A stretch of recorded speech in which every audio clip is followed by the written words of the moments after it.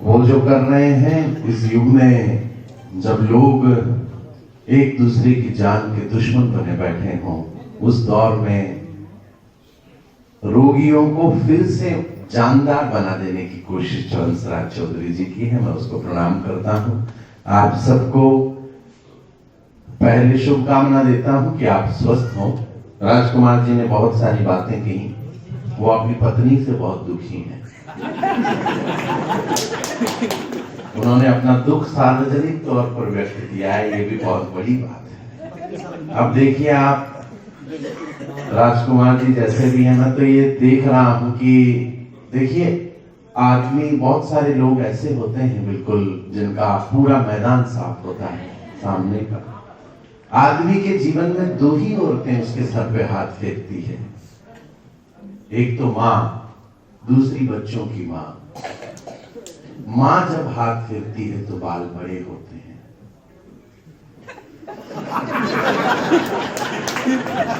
बहुत सारे लोगों ने आसपास देख के तालियां बजाई, बहुत अच्छी बात है। माताएं बहनें भी यहाँ पर उपस्थित हैं। मैं सबको, आप लोगों को प्रणाम करना चाहता हूँ। मैं एक बहुत छोटी सी बात, अधिक कुछ कहना नहीं है, वक्त भी बहुत कम है। एक मुझे बहुत प्यारा उदाहरण याद आता है, आपके जीवन में बहुत काम आएगा ऐसा मैं सोचता हूँ। एक शिष्य अपने गुरु के पास पहुंचता है और वो कहता है कि गुरु, सफल होने के लिए कितनी ताकत की जरूरत है, कितनी शक्ति लगाई जाए कि हम सफल हो जाएं। सवाल बहुत बड़ा था। बोले क्या तुम वाकई जानना चाहते हो? आप जिस स्टेज पर हैं मुझे नहीं पता, लेकिन सफलता 100% आपको मिलेगी। केवल एक छोटी सी कहानी सुन लीजिए, अपने जीवन में उतार लीजिएगा। मैं दावा करता हूं कि जीवन बदल जाएगा। एक छोटी सी कहानी है। इस कहानी को केवल कहानी नहीं, अपनी मानसिकता बनाना है। मैं आपको निवेदित करूं कि वह शिष्य जाता है गुरु के पास और कहता है कि गुरु, सफलता प्राप्त करने के लिए कितनी ताकत की जरूरत है, कितनी शक्ति की जरूरत है, कितना एफर्ट लगाऊं कि मैं सफल हो जाऊं। तो गुरु ने कहा कि मैं सुबह सुबह गंगा स्नान के लिए जाता हूँ। सुबह 4 बजे मैं गंगा के तट पर तुम्हें मिलूंगा, स्नान कर रहा हूँगा, तुम वहां पर आ जाना, मैं तुम्हें प्रश्न का उत्तर दे दूंगा। शिष्य बहुत जिज्ञासु था। सुबह उठता है और 4 बजे गंगा की उस तट पर जहां पर कि वो गुरु स्नान कर रहे हैं उनके पास जाता है। बाहर खड़ा होकर आवाज देता है कि गुरु मैं आ गया।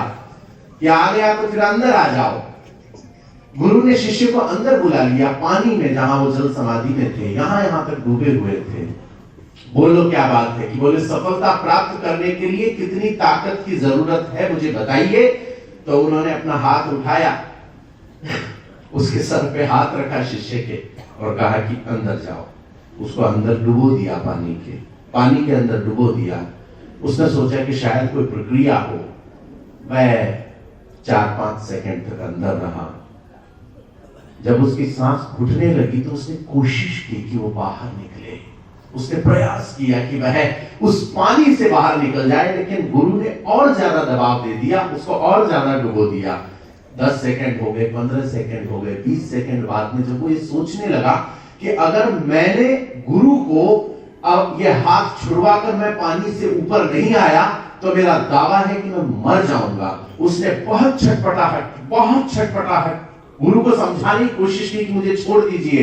गुरु और दबाव दे रहे हैं, उसको और पानी के अंदर डाले जा रहे हैं। लेकिन बाद में उसने अंततः ये सोचा कि होगा गुरु, मैं मर जाऊंगा तो फिर गुरु का ज्ञान किस काम का। तो उसने दोनों हाथों से पकड़ा और गुरु को फेंक दिया। गुरु दूर जाकर गिरे और वो भागते हुए पानी से बाहर आया। उसने कहा कि आप मेरी जान ले रहे थे या समाधान दे रहे थे, मुझे प्रश्न का उत्तर दे रहे थे। तो गुरु ने उसको कहा कि मैं तुम्हारे प्रश्न का उत्तर तुम्हें दे रहा था। तुमने जान बचाने के लिए जितनी ताकत लगाई, सफलता प्राप्त करने के लिए उतनी ही ताकत लगानी पड़ती है। दोस्तों, मैं निवेदित आपके बीच ये करना चाहता हूं कि आप जिस भी स्टेज पर हैं, जहां पर भी आप हैं, मैं आपको शुभकामना देता हूं कि आप उस ग्रह में हैं, उस जमीन पर हैं और उस व्यक्ति के सानिध्य में हैं। मैं तो यूं कह सकता हूं, अगर मैं जानता हूं कि अवतार क्या होते हैं ये मैं नहीं जानता है, लेकिन अवतार जब कोई भी व्यक्ति कोई महान कर्म कर देता है तो आने वाली पीढ़ियां उसे अवतार मान लेती हैं। मैं तो ये कहना चाहता हूँ कि धन्वंतरी, भगवान धन्वंतरी की तस्वीर यहाँ पर है, प्रतिमा उनकी है, तो कहीं धन्वंतरी के संस्कार हमारे हंसराज चौधरी जी में उतरे हैं। और इनको आधुनिक युग का अगर धन्वंतरी मैं कह दूं तो कोई अतिशयोक्ति नहीं होगी। मैं ये चाहता हूँ व्यक्तिगत रूप से कि एक बार उनके इस पुण्य कर्म के लिए तमाम लोग अपने दोनों हाथों पर उठाकर तालियों की गड़गड़ाहट करें और कुछ आपको बताएं। आइए मैं एक छोटा सा गीत आपको सुना देता हूँ। आपके जीवन के लिए एक आवश्यक गीत है। पहले 4 पंक्तियां चौधरी जी आपको सुना देता हूं। इस देश की 2 भाषाएं हैं और इस देश की क्या आपकी और हमारी भी 2 भाषाएं हैं।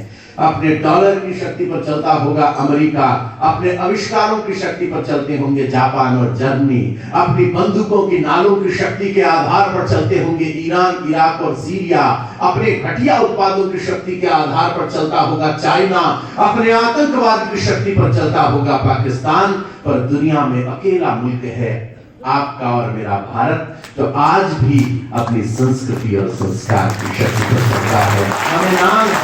हमें नाज है कि हम हिंदुस्तान के रहने वाले हैं। 2 भाषाएं सीख लीजिए।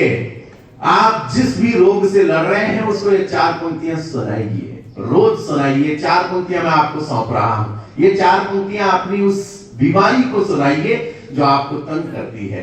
मैं सुनाता हूं, चौधरी साहब सुनिए।